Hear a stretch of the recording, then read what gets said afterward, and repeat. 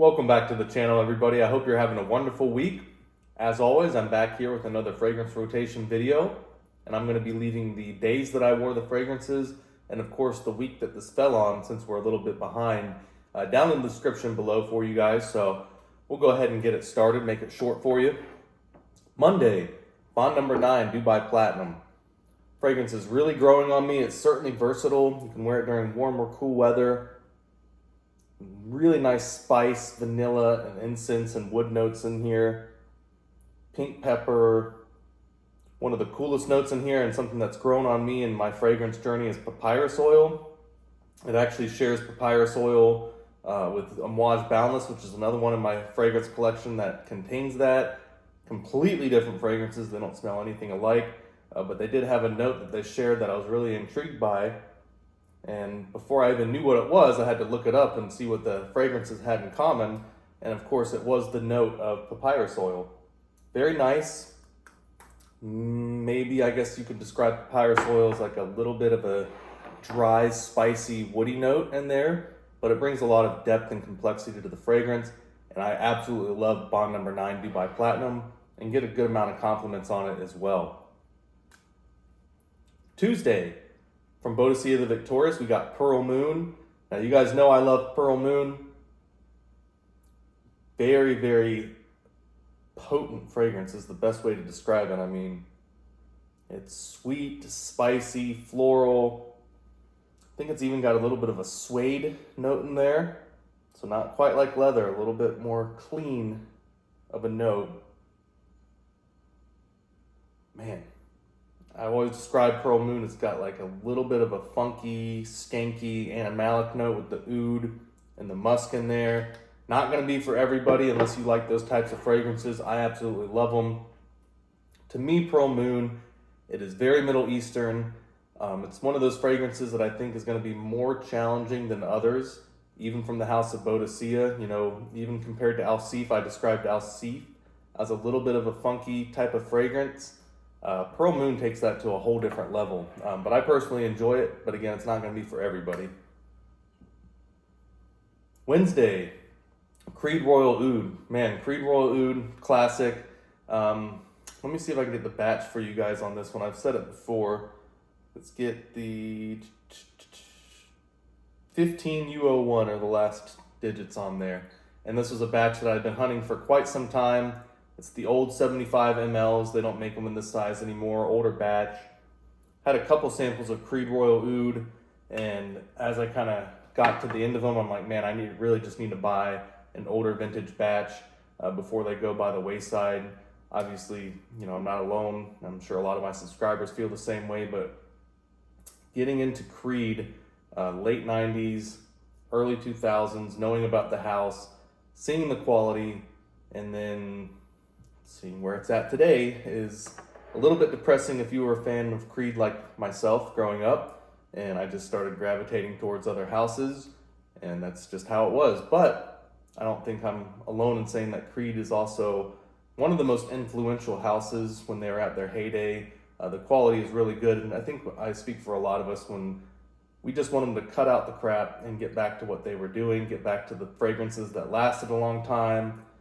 You know, I don't know exactly what's happening there. I know they've changed ownership, corporate ownership a couple times, so can't even really call them an indie house. You know, they're not. You know, Bond number 9 is an indie house. They're still owned and operated by the same person with no other corporate oversight. And I think in the long run, we can probably deduct that larger corporate ownership and selling out to larger corporations has unfortunately hurt the brand. So enough about that. I try to focus on the positive. Anything that I have from Creed is older batches. They're very thought out in terms of the batches and the type of fragrances that I buy from them. Maybe a lot of it's just recapturing nostalgia, but I really do feel some of the older batches of Green Irish Tweed, Imperial Milleslein, Royal Oud, Original Santal. I mean, they were just absolutely killer, great longevity, great development. So I'm just going to live in that world, so to speak, for now, in terms of Creed. So on Thursday, Amouage Epic 56. What's to be said about the fragrance? Floral, spicy, woody. I mean, you look at the ingredients they have in here, it just seems like they have everything in there. It's clean, Middle Eastern smelling. You know, you got pink pepper, rose, a lot of fragrance notes that just seem to jump off the skin with Amouage 56, 56% oil concentration, done by Susil Zarokian. What else could you want in a fragrance? That's just absolutely all-time stuff right there. So great fragrance for Thursday. Followed it up. Had to follow up Epic 56 with something strong, and Pallas Athene from the House of Argos is very strong. A lot of stuff going on in this fragrance, a lot of florals, but I will just tell you kind of a brief synopsis. The main things you're going to get from this: red berry, rose, and sandalwood. Absolute masterpiece. They're unisex, actually more feminine if anything, but if you are a guy and you have the courage to wear this, my goodness, depending on your skin chemistry, you are going to get compliments. Pallas Athene, absolutely beautiful, beautiful stuff. Maybe one of my favorite floral fragrances from their entire collection. Of course, besides like Love Triumphs Over War and Adonis Awakens, you look at the amount of florals that are in those three fragrances in particular. I mean, I've always said this about Argos. They're one of the best houses, at least to my nose, in terms of utilizing florals. And Pallas Athene is no exception. Just gorgeous stuff. So, complete opposite of pretty much anything I've worn this week is an overly masculine fragrance. Nouveau Bowery from Bond Number 9. If you guys know it, you know it. I've tried to put people on my channel onto this without giving away all my secrets. Some people took my advice seriously and loved it. Other people I'm not quite sure about. But this is a very, very retro, slightly modernized version of a retro fragrance. Tons of oak moss, citrus, violet wood. I believe it's got patchouli in there as well. Although it's not a patchouli bomb, it's very heavy on the oak moss and the citrus notes.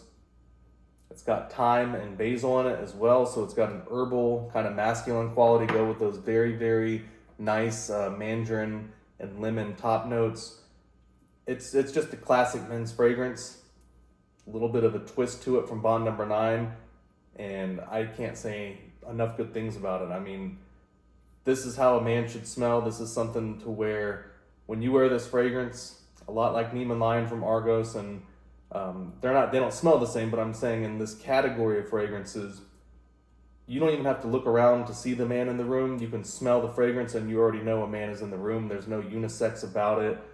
There's no this or that. You know, it is what it is, and it's unapologetic about it.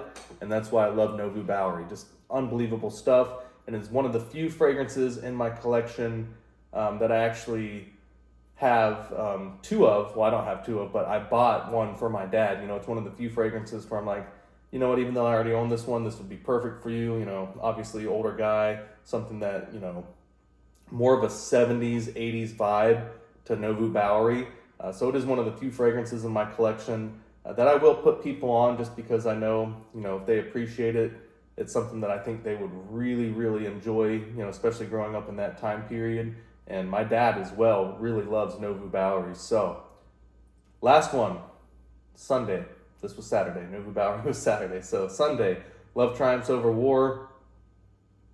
What can be said from the House of Argos? Just a floral masterpiece. Got cinnamon bark in there. Little bit feminine on the top notes, you would think, because it's very floral, but it's got very, in my opinion, masculine bass notes. So, it kind of offsets that. Very unisex. Very powerful fragrance. I mean, it'd be tough to call it the strongest fragrance in the lineup that I have this entire week, but guys, if you spray your skin with this and it gets on clothing, I remember I think it was last fall, winter, sometime around then when this came out, 2023, and it's more of a summer fragrance to me, but I actually wore it in the fall time in the cooler weather just because it was newer and I wanted to wear it, and I remember spraying it on my skin that morning. And then later that evening, I went to go do some yard work since it was cool out, but I put on a jacket, and my jacket, the sleeves of my jacket from touching the skin where I sprayed the fragrance on my arms, that jacket smelled like Love Triumphs Over War for like 3 weeks. You could smell the floral notes and the bass notes on there. So extremely powerful and potent floral fragrance, which you don't always get.